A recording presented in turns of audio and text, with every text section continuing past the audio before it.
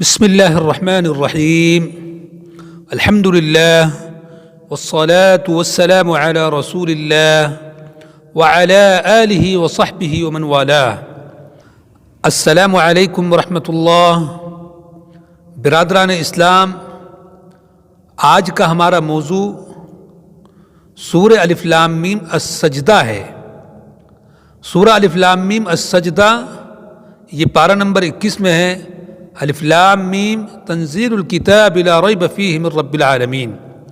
اس سورت کو سورہ الف لام میم السجدہ بھی کہا جاتا ہے کیونکہ اس سورت میں آیت سجدہ ہے، اسی مناسبت سے اس سورت کو الف لام میم السجدہ کہا گیا، یعنی دوسری صورتیں جو الف لام میم سے شروع ہوتی ہیں ان سے الگ کرنے کے لیے۔ اسی طرح اس سورت کا نام سورہ الف لام میم تنزیل بھی ہے۔ یوں تو پورا قرآن کریم خیرات و برکات کا سرچشمہ ہے۔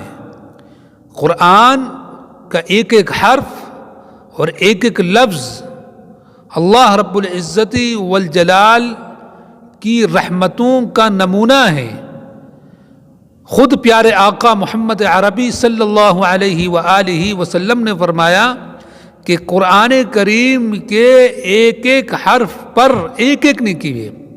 اور پھر فرمایا نبی کریم صلی اللہ علیہ وسلم نے کہ میں نہیں کہتا ہوں کہ الف لام میم ایک حرف ہے، بلکہ الف ایک حرف ہے، لام ایک حرف ہے اور میم ایک حرف ہے۔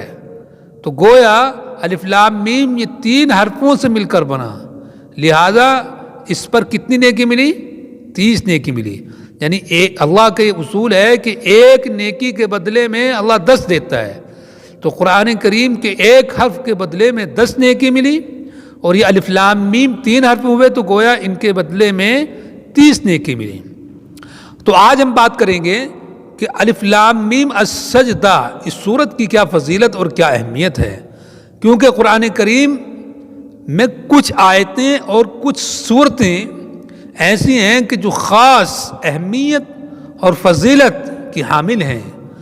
پیارے آقا محمد عربی صلی اللہ علیہ وسلم کا زندگی بھر کا معمول تھا۔ حضرت جابر رضی اللہ عنہ روایت کرتے ہیں کہ کان لا ینام حتی یقرأ الف لام میم السجدہ وتبارک الذی، کہ نبی پاک صلی اللہ علیہ وسلم کا معمول تھا کہ آپ اس وقت تک نہ سویا کرتے تھے کہ جب تک آپ سورہ الف لام میم السجدہ اور سورہ ملک یعنی سورہ تبارک الذی بیدہ الملک کی تلاوت نہ کر لیں۔ تو یہ اس سورت کی خصوصیت اور فضیلت ہے کہ نبی پاک صلی اللہ علیہ وسلم سونے سے پہلے ان دونوں سورتوں کی تلاوت فرمایا کرتے تھے۔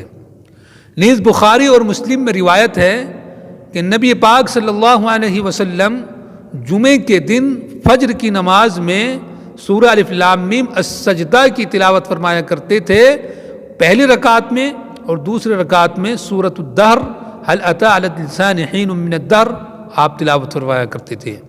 تو یہ اس سورت کی خصوصیت اور اہمیت اور فضیلت کی بات ہے کہ نبی پاک صلی اللہ علیہ وسلم سونے سے پہلے ہر رات اس کی تلاوت فرمایا کرتے تھے، اور جمعے کے دن فجر کی نماز میں اللہ کے رسول صلی اللہ علیہ وسلم اس سورت کی تلاوت فرمایا کرتے تھے۔ اللہ رب العزت ہم سب کو اس سورت کی تلاوت کی توفیق عطا فرمائے، آمین۔ وآخر دعوانا ان الحمد للہ رب العالمین۔